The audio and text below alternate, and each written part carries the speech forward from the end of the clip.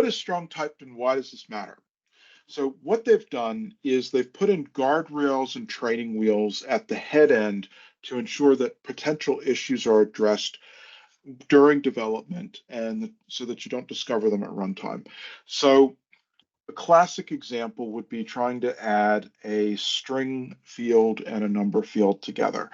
If you're using a more traditional, weaker typed language, as long as your syntax is correct, the language is going to let you compile that code and run it, but you're not going to get an issue or not know that you have an issue until runtime. And depending on the language you're using, it's either going to throw an error and say, I don't know what you want to do, or it's going to assume that you wanted to concatenate those and mash those columns together. Whereas PowerFx is going to say, those are two different data types. I don't know what you want me to do.